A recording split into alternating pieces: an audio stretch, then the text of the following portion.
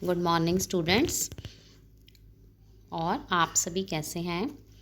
जैसे कि मैंने आपको पेपर फर्स्ट शुरू कराया हुआ है और कल मैंने आपको अपनी वीडियो में हम स्वास्थ्य की क्या अवधारणा है, स्वास्थ्य की क्या परिभाषा है और स्वास्थ्य के कौन कौन से कंपोनेंट्स यानी कि अवयव हैं उसके बारे में मैंने आपको बताया था।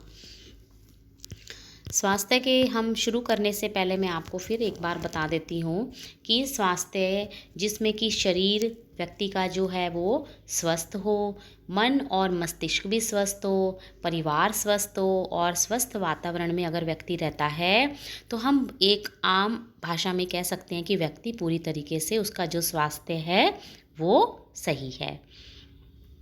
स्वास्थ्य के अवयवों में कल मैंने आपको अपना शारीरिक स्वास्थ्य की चर्चा करी थी। आज उसी कड़ी में दूसरा जो है हम मानसिक स्वास्थ्य के बारे में आज हम अध्ययन करने जा रहे हैं। देखिए, मानसिक स्वास्थ्य क्या है? मानसिक स्वास्थ्य जो है वो संपूर्ण स्वास्थ्य का एक बहुत ही महत्वपूर्ण अवयव है। जब किसी व्यक्ति का शरीर स्वस्थ होगा तो निश्चित ही वह व्यक्ति मानसिक रूप से भी स्वस्थ होगा। इसलिए हम कह सकते हैं कि शारीरिक स्वास्थ्य और मानसिक स्वास्थ्य में दोनों में अटूट संबंध है। ये दोनों ही स्वास्थ्य के अवयव एक दूसरे पर आधारित हैं और आत्मनिर्भर हैं। परंतु विश्व स्वास्थ्य संगठन यानी कि WHO ने अपनी मानसिक स्वास्थ्य की परिभाषा में क्या लिखा है कि स्वास्थ्य मात्र बीमारियों की अनुपस्थिति ही नहीं है, बल्कि व्यक्ति को शारीरिक, मानसिक और सामाजिक रूप से भी वो स्वस्थ रहना है। मानसिक स्वास्थ्य और शारीरिक स्वास्थ्य इन दोनों को हम क्या अलग अलग नहीं कर सकते। क्यों? क्योंकि ये दोनों एक दूसरे के ऊपर निर्भर है। अब देखिए, जैसे आजकल की भाग दौड़ की ज़िंदगी में हम जो हैं वो मानसिक रूप से क्या हैं? अस्वस्थ हैं। चिंताएं, तनाव, उलझने, निराशा, विभिन्न प्रकार की जो समस्याएं हैं वो मानसिक स्वास्थ्य को प्रभावित करती हैं। विकासशील देशों की अपेक्षा विकसित देशों में लोग मानसिक रूप से ज़्यादा अस्वस्थ हैं, क्योंकि विकसित देशों में लोगों को जीने के लिए अधिक संघर्ष और श्रम करना पड़ता है। अब देखिए, भीड़ भाड़ वाली ज़िंदगी में व्यक्ति क्या है कि एक तरीके से हम कह सकते हैं कि अकेला हो गया और वो सेल्फ सेंटर्ड हो गया, स्वयं में ही केंद्रित हो गया। दिन प्रतिदिन मानवीय मूल्यों के ह्रास होने से व्यक्ति में निराशा, अकेलापन, असंतोष, उत्तरदायित्वों की कमी, धन की बढ़ती चाहत आदि ने जन्म ले लिया, जिससे व्यक्ति क्या हो गया?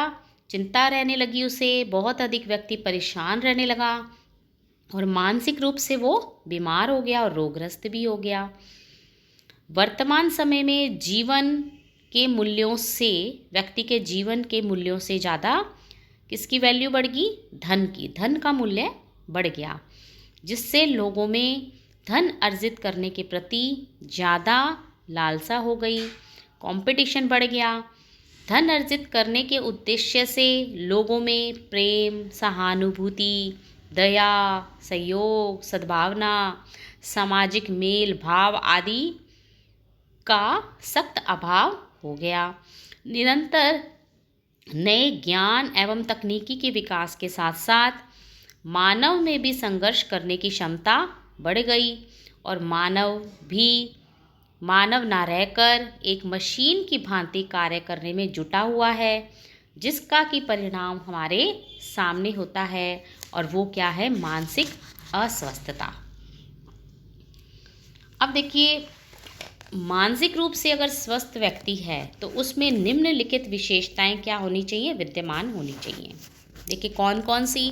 पहले ही, मानसिक रूप से अगर वो स्वस्थ व्यक्ति है तो वो शांत रहेगा, प्रसन्न रहेगा, संतुष्ट भी रहेगा और स्वयं के भीतर में किसी भी प्रकार का वो अपने अंदर अंतर्द्वंद या संघर्ष नहीं करेगा।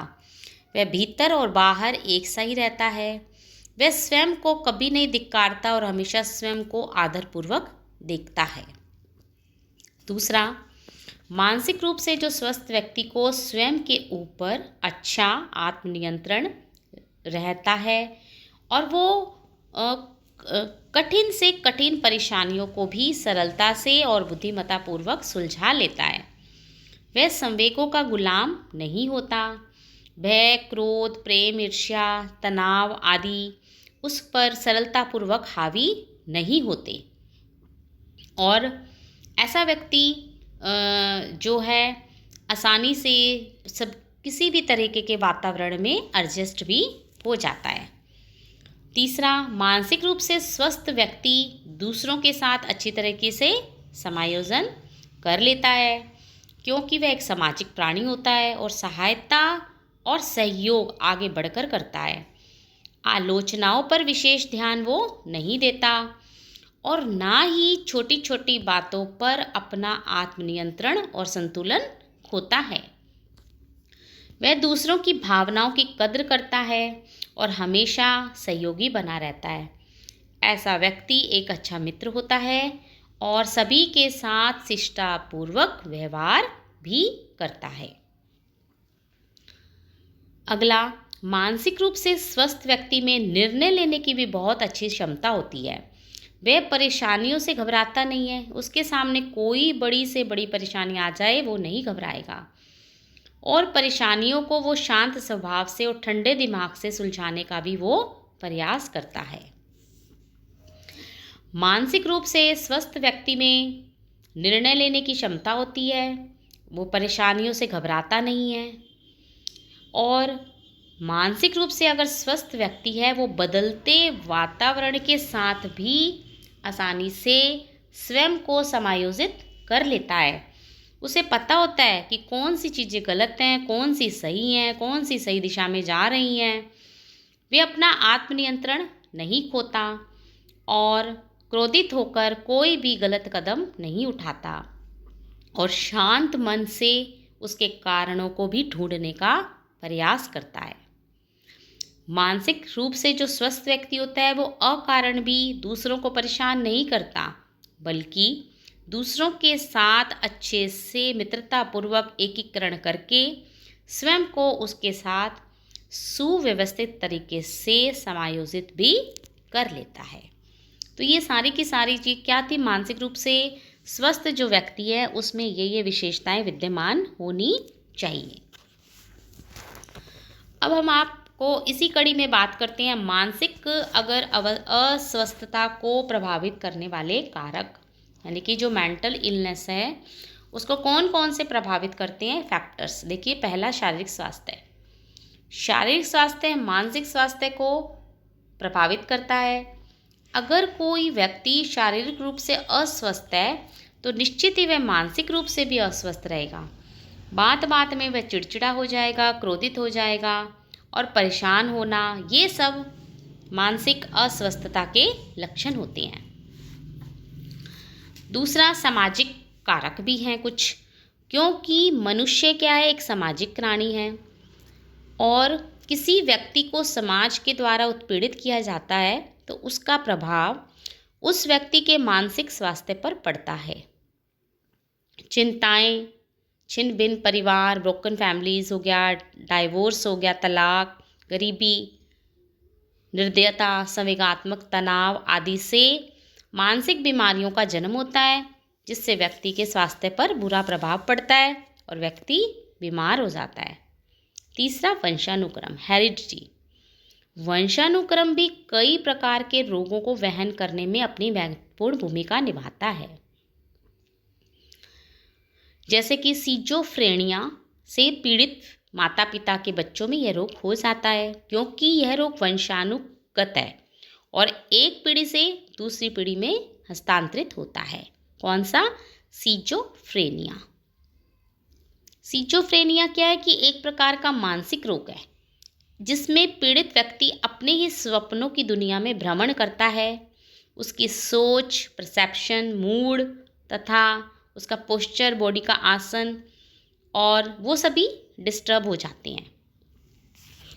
अगला, शराब, ड्रग्स, अल्कोहल आदि का सेवन करने वाले व्यक्ति को भी मानसिक रोग हो जाता है और मानसिक जो रोग है वो इन इन ये जब रोग हो जाते हैं या ये बीमारियां या व्यक्ति इनका सेवन करता है तो ना तो वो शारीरिक रूप से स्वस्थ होता है और मानसिक रूप से तो स्वस्थ होने का कोई भी मतलब नहीं होता। अनिद्रा, तनाव, भय, लड़ाई झगड़े आदि के कारण भी व्यक्ति मानसिक रूप से बीमार और रोगग्रस्त हो जाता है। अब देखिए मानसिक अगर ये सब चीज़ें हैं तो कई सारी इसमें आती हैं बातें, जैसे अगर हम मानसिक अगर अस्वस्थता है व्यक्ति को तो उसके लिए हमारे पास भी कुछ सुझाव हैं, सजेशंस हैं जो मैं आपको बताना चाहूँगी। देखिए, मानसिक रूप से कमज़ोर बच्चों के लिए क्या है कि अलग से विद्यालय की व्यवस्था होनी चाहिए और उन बच्चों पर विशेष ध्यान दिया जा सके ताकि उनको उचित दिशा निर्देश मिल सके।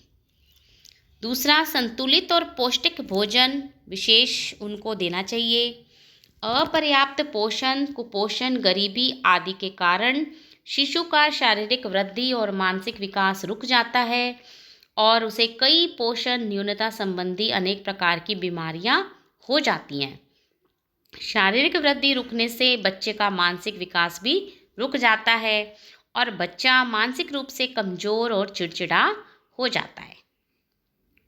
गर्भवती माता और दुग्धपान करने वाली माता के खान पान पर विशेष ध्यान देना चाहिए।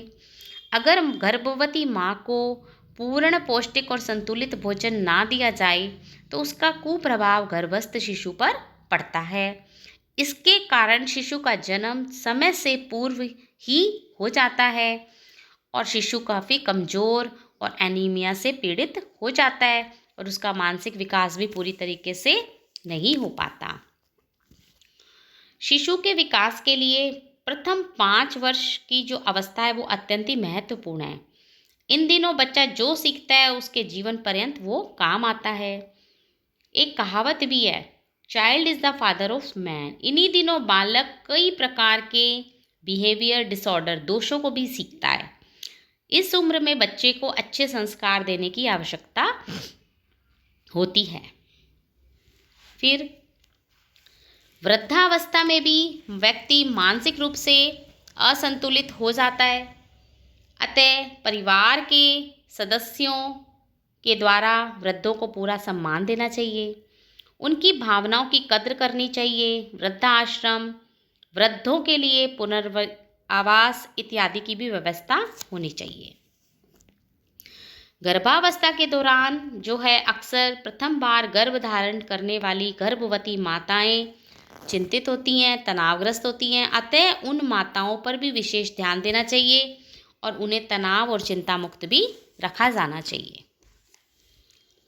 बेरोजगारी, शिक्षित एवं अशिक्षित युवकों हेतु रोजगार की व्यवस्था होनी चाहिए जिससे कि उनमें निराशा और हीन भावना का जन्म ना होने पाए। किशोरावस्था में किशोरों पर विशेष ध्यान देने की आवश्यकता है क्योंकि यह अवस्था बहुत ही क्रिटिकल होती है और समस्याओं की होती है। इस अवस्था में किशोर अपने माता पिता, संरक्षकों और अध्यापकों के साथ अपनी नई विकास अवस्था की नई भूमिकाओं के साथ समायोजन नहीं कर पाते, अतः उनकी चिंताएं, अनिश्चितता और भ्रांति के लक्षण बहुत सारे उनमें उत्पन्न हो जाती हैं। और ऐसी स्थिति में हम ये कहते भी हैं कि किशोरावस्था को तूफान और तनाव की अवस्था भी कहा जाता है क्योंकि इस अवस्था में शरीर में भी बहुत सारे परिवर्तन होते हैं, शारीरिक परिवर्तन होते हैं और बच्चा इन परिवर्तनों से अक्सर घबरा भी जाता है, वो समझ नहीं पाता कि ये क्यों हो रहे हैं। तो ऐसी स्थिति में हमारा फ़र्ज़ है या माता पिता का, संरक्षकों का, अध्यापकों का कि वो उनको उन परिवर्तनों के साथ समायोजन करना सिखाएं। कई बार क्या होता है कि बच्चा समझता सब है, किशोरावस्था में ना तो बच्चा छोटा होता है और ना बड़ा, परंतु वो अक्सर ऐसी बातें करता है ताकि लोग उसको बड़ा समझें। तो हमारा ये कर्तव्य बन जाता है कि बच्चे को हम इस स्थिति से बाहर निकालें और उसका जो उसकी सोच के हिसाब से ही हम उसको समझाएं ताकि उसका जो मानसिक स्वास्थ्य है वो अच्छा हो जाए। कई बार क्या होता है, गलत शिक्षा नीति, दोषपूर्ण परीक्षा प्रणाली, पस्ते का बढ़ता बोझ आदि के कारण भी किशोरावस्था में मानसिक परेशानियां, हीन भावना और निराशा जन्म ले लेती है और किशोर मानसिक रूप से कमजोर और अस्वस्थ हो जाता है। तो देखिए, ये जितनी भी मैंने आपको सारी चीज़ें बताई, ये क्या था, मतलब व्यक्ति या बच्चा, बालक जो भी है, वो मानसिक रूप से वो उसको अस्वस्थ ना हो। तो ये कुछ सजेशंस थे जो मैंने अभी आपको बताए हैं। और हमारा जो मानसिक स्वास्थ्य का बहुत ही बड़ा रोल है। क्योंकि हम उस समाज में रहते हैं, मनुष्य एक सामाजिक प्राणी है और उसे समाज के नियमों के हिसाब से ही चलना पड़ता है। तो अगर हम इन सारी चीज़ों को ध्यान में रखेंगे तो हमारा जो मानसिक स्वास्थ्य है वो एकदम सही हो जाएगा। आप मेरे इस वीडियो को लाइक और सब्सक्राइब करना ना भूलें और ये जो जितने भी जो नोट्स मैं आपको भेज रही हूँ ग्रुप में, वो आप सभी के सभी अपनी डायरी कॉपी में नोट करते रहिए। धन्यवाद।